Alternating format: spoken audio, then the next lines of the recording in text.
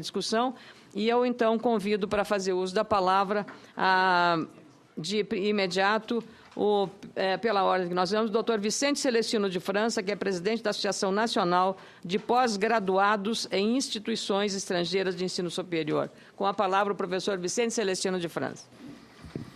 Muito bem. Gostaria de solicitar colocar a apresentação em tela. Senhora senadora Ana Amélia, senhores demais convidados a esse debate democrático, senhores senadores, eu gostaria de, ao iniciar estas palavras,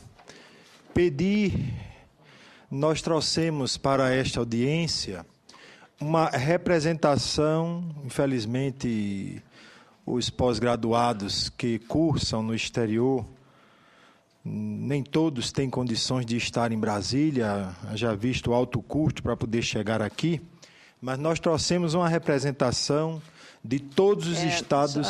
Professor, desculpa, eu apenas não fiz referência e menção ao tempo que cada expositor terá. Pois não, nós, como é um debate, é um debate entre os participantes e entre os senadores, nós definimos 10 minutos de exposição para cada um, e a gente aí terá mais tempo de fazer o debate. Eu queria agradecer ao Dr. Paulo César Duque Estrada pela presença, pró-reitor de pós-graduação e pesquisa da Pontifícia Universidade Católica do Rio de Janeiro.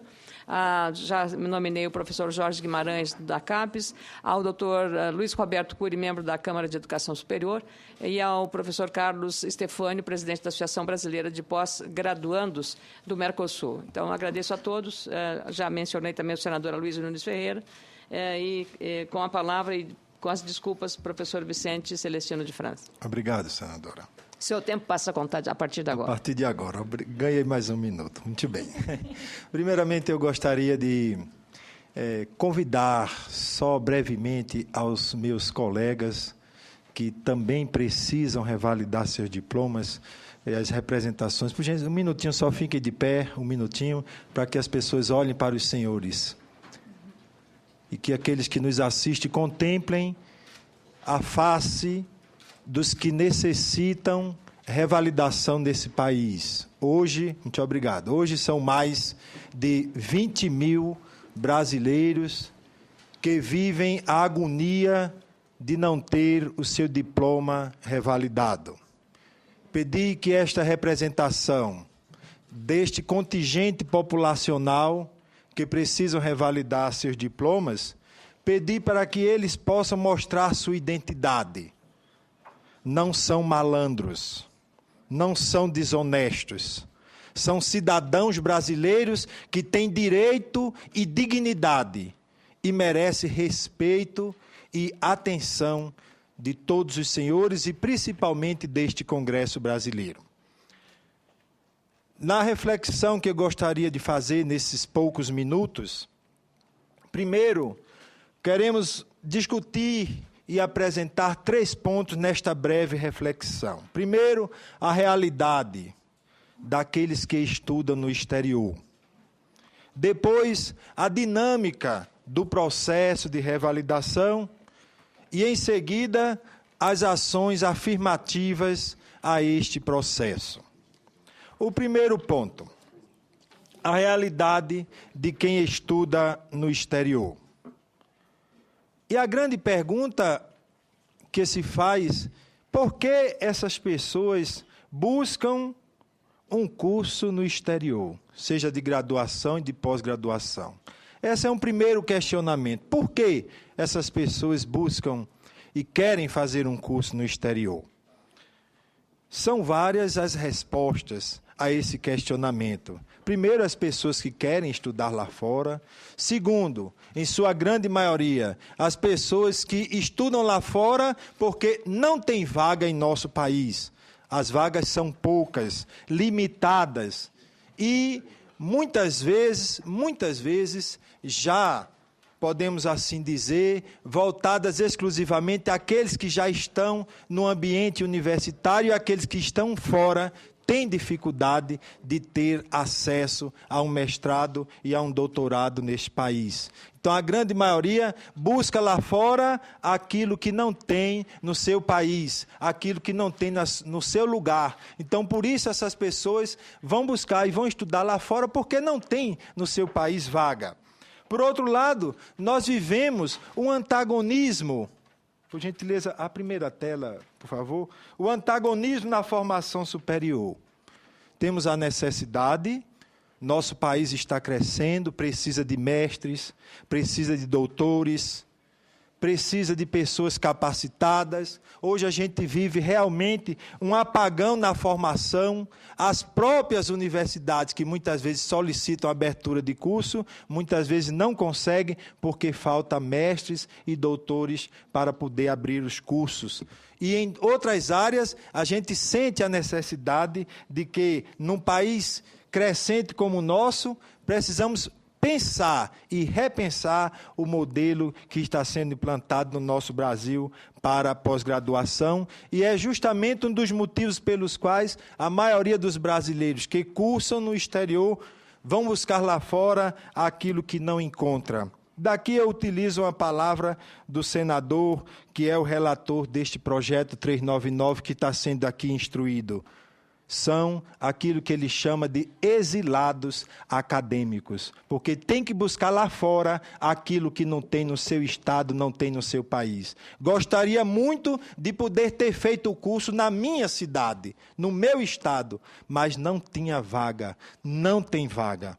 Então, fui buscar lá fora aquilo que eu não consegui no meu estado nem no meu país. Primeiro, um outro ponto é justamente o imperativo da mobilidade acadêmica na sociedade contemporânea. Existem pessoas nesse país que tentam, de forma irracional, modificar a rotação da Terra. Não há como impedir a mobilidade acadêmica. Não há como impedir este movimento que garante às pessoas a oportunidade de cursar lá fora, de poder experimentar de outras culturas e de outras formas de formações. Então, por isso, a mobilidade acadêmica é uma realidade presente em todos os países e também no nosso. E, por isso, tanta dificuldade é colocada para se afirmar essa mobilidade acadêmica em nosso país. Os exilados acadêmicos são justamente esses que estão cursando lá fora porque não tem vaga. E a ironia de tudo isso é que muitas vezes esses profissionais são reconhecidos lá fora. Seus diplomas têm plena validade no exterior. E quando chega no nosso país, na nossa casa, nós que somos cidadãos, que contribuímos com este curso para o nosso país, para o nosso estado, para o nosso município. Chega aqui, essas pessoas não têm o seu direito reconhecido, não podem exercer a sua profissão. Então, é justamente uma situação que a gente encontra nesse país. O segundo ponto é a dinâmica desse processo de revalidação.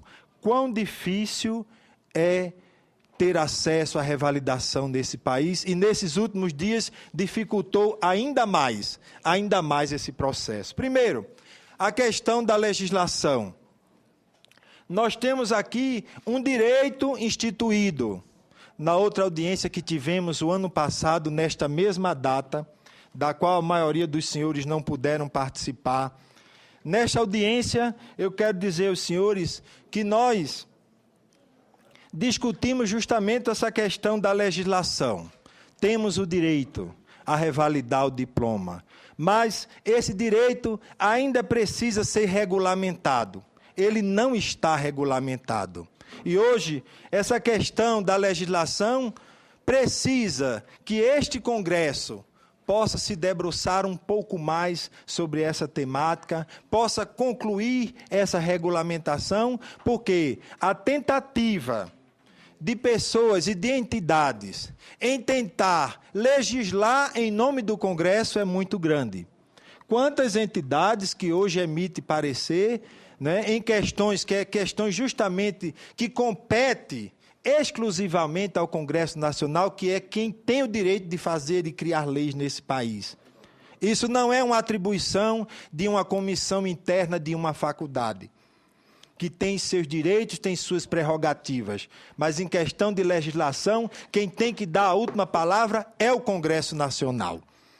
Por outro momento, a gente vive esses 20 mil brasileiros que estão aí necessitando de revalidar os seus diplomas, vivem um verdadeiro bloqueio das universidades e instituições à revalidação no Brasil. É um bloqueio. Dos últimos 5 anos para cá, quase não tem saído revalidação de diplomas para ninguém, sob o pretexto de que todos os cursos que são lá de fora, que são do exterior, são de má qualidade. Isto é uma falácia. Nós não podemos falar que todos os cursos do exterior são de má qualidade, porque nós temos aqui no Brasil cursos de boa qualidade e de excelência, como também temos cursos de má qualidade no nosso país. Haja vista a lista dos cursos que está presente aí no site do próprio Ministério, colocando, olha aqui, a lista infindável dos cursos de má qualidade que foram reprovados pelo próprio MEC. Então, são situações que a gente está enfrentando nesse país. Eu peço, se possível, 1 minuto para concluir. Terminou? Ainda tem 1 minuto. Então, são situações que a gente vive também a questão estruturante. Nossas universidades precisam ter apoio para dar conta da demanda de revalidação nesse país, que não tem conseguido dar conta. Não existe uma estrutura própria para isso e, muitas vezes, essas pessoas estão aí à mercê das universidades, que estão criando cada vez normas impeditivas. Entre elas, eu posso citar as normas em que exige que a pessoa tem que ser do mesmo estado. Um cidadão brasileiro que vai para o Rio de Janeiro, para a Bahia, não pode dar entrada num processo de revalidação porque ele não reside nesse estado. Né? Temos processos aqui, desde o ano de 2006, esperando uma revalidação e não consegue revalidar os seus diplomas.